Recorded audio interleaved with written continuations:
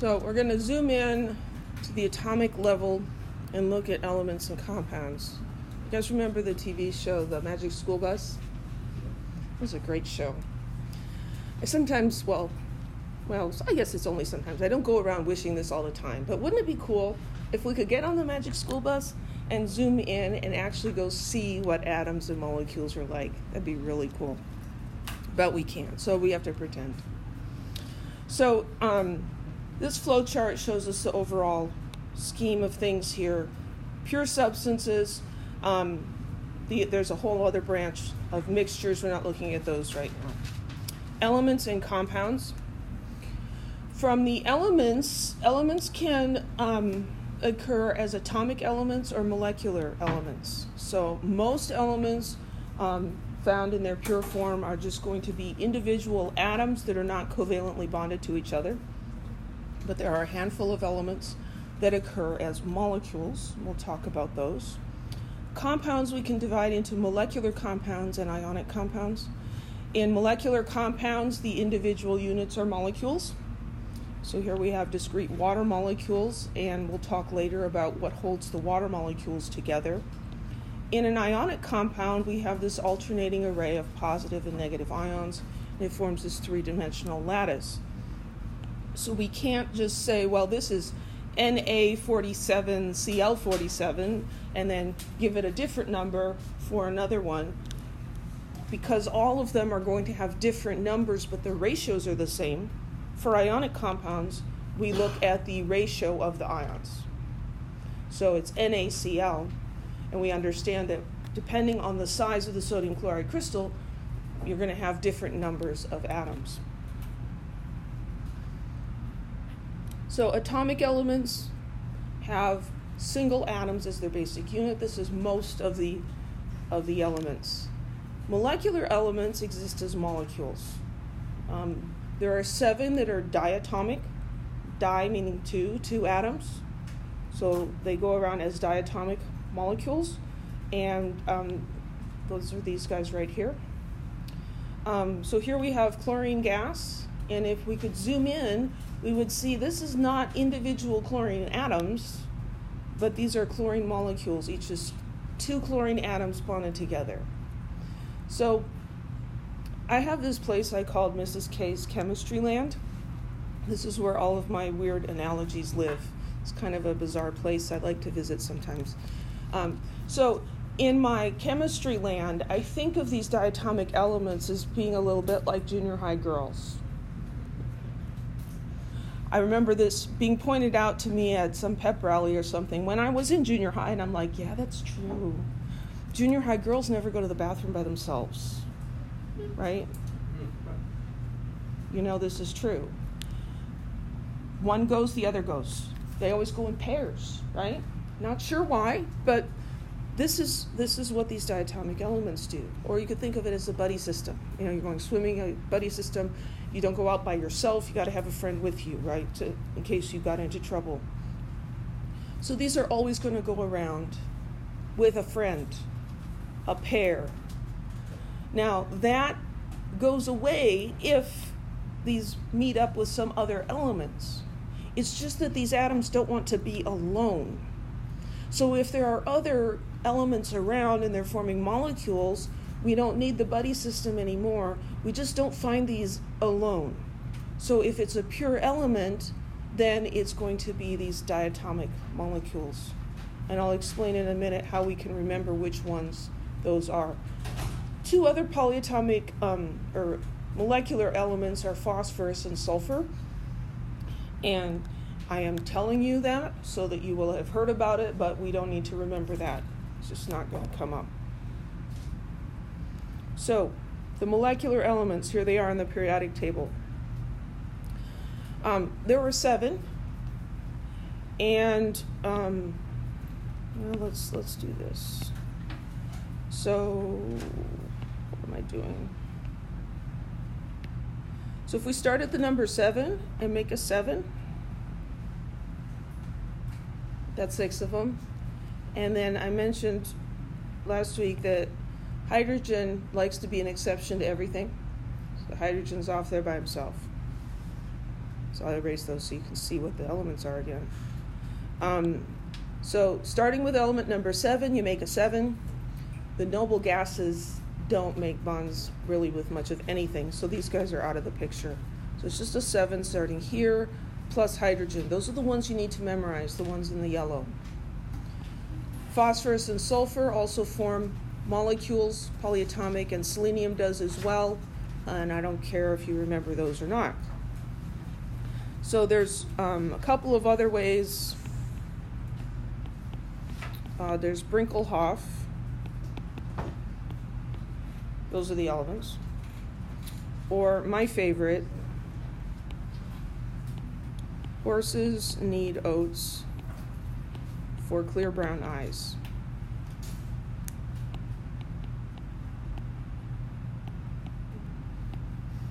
And it works really great until you get to the eye.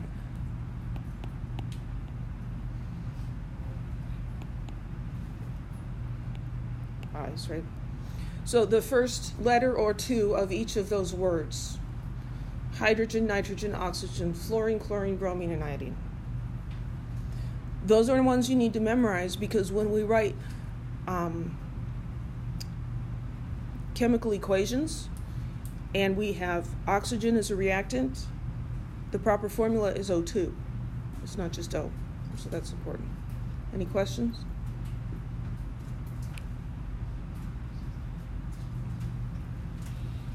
So molecular compounds have molecular bonds. Covalent bonds. Well, let's start that over again. Molecular compounds are composed of 2 or more covalently bonded nonmetals. So covalent bonds happen between nonmetals. And in these molecular compounds, we have individual molecules. So we can recognize a molecular compound because it's going to have 2 or more nonmetals. If there's a metal in it, I expect you to say it's not one of these, okay? Of course, there are exceptions, but we won't see them. So we see water here, H2O molecules. Hydrogen and oxygen are both nonmetals. Now, I know hydrogen hangs out on the metal side of the periodic table, but I think we all know that hydrogen is a gas. That's why they filled the Hindenburg with it, to make it float, right? If it was a metal, that wouldn't have worked. Dry ice, CO2 molecules. Again, 2 nonmetals. Propane. Liquefied propane fuel, often used in grills, C3H8. So here are space-filling models. Again, nonmetals. Those are molecular compounds. Ionic compounds have ions in them. Molecular compounds have molecules. You like that? So to have an ionic compound, you have to have positive and negative ions. Because if you had just positive or just negative, they wouldn't be attracted to each other. So you have to have some of both. So cations are almost always metals. We'll learn one exception to that. And then the nonmetals are 1 or more nonmetals hanging out together. So the basic unit here is not a molecule, it's a formula unit. So here we have sodium chloride again, picture of crystals. So that looks a lot like what you might see if you spilled some salt on the table, right, and looked at it closely, the little cubes. The Morton Salt Company does nothing special to make it little cubes. That's just what sodium chloride does. So it forms these little crystals, and like I mentioned before, each of these crystals has an equal ratio, 1 sodium for every chlorine, but a varying number within the crystal itself. And so ionic compounds do not have molecules. So we call these formula units. So the formula for this compound is NaCl. The formula unit is NaCl. It's a 1-to-1 ratio. There are polyatomic ions. Polyatomic meaning many atom. So these polyatomic ions are generally negative, but we may find these present in ionic compounds. We're going to talk more about these a little bit later. You should recognize some of these from the memorization quiz. We've got NO3 minus, CO3, 2 minus, ClO minus. So here we have some nonmetal atoms bonded together, and overall they've got some extra electrons, so they have a charge. These are polyatomic ions. So we're going to learn how to name compounds and write formulas, but before we can do that, we have to be able to identify what kind of a substance are we looking at, because there's different rules for different types of substances.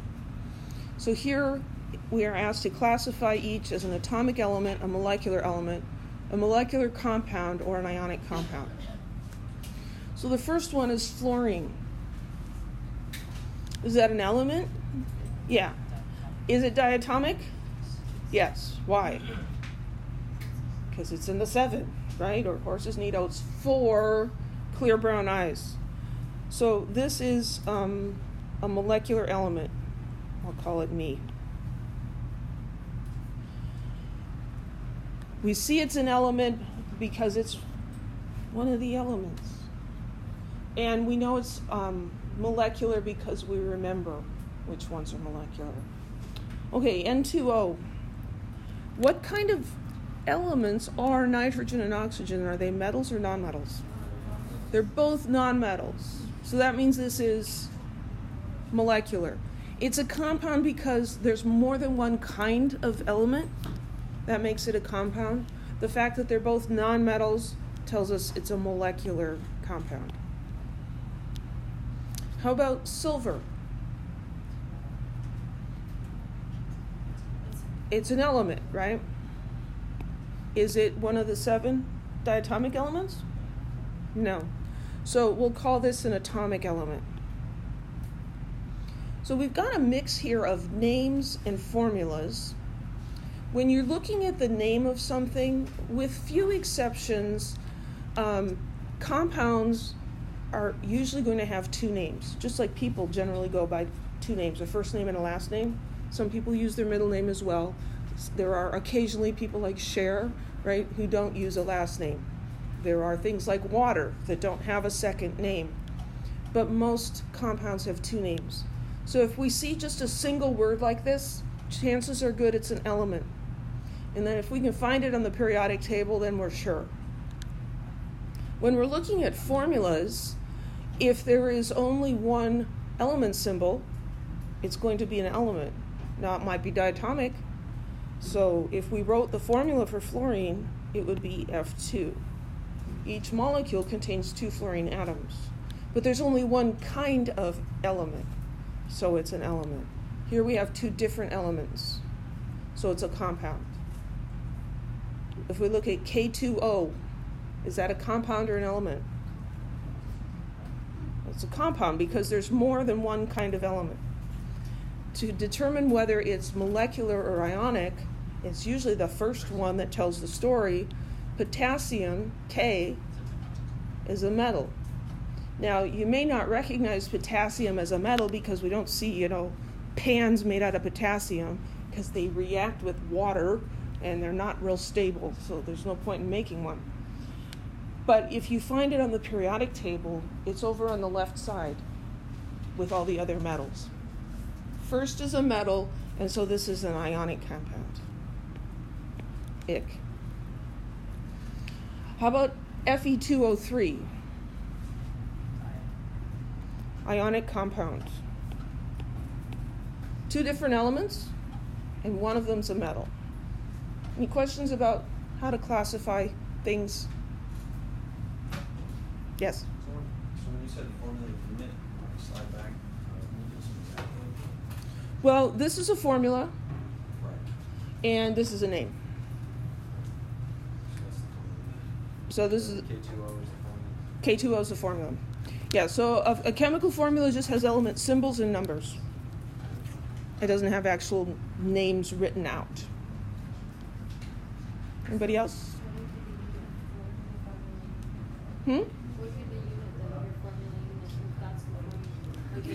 So for these ionic compounds, these are the formula units. So for ionic compounds, with very few exceptions, The ionic formula is the empirical formula. It is the lowest ratio. Yeah. That's not the case with molecular compounds. So formula unit would kind of be the same thing as an empirical formula? Pardon me? So the formula unit would be the same thing as the An empirical formula? Yeah. Yes, the formula unit for ionic compounds is the same as an empirical formula with very few exceptions. And the ones that are there, you don't need to worry about. I'll tell you ahead of time, there are things that I will try to trick you with on an exam, and I'll say, I am going to try to trick you with this. So you should figure that out, right? There are other things that I think is just mean to try to trick you with, and it's just, pointless. And so I won't intentionally trick you with some things like that. Occasionally I do it by accident, but I don't do it on purpose.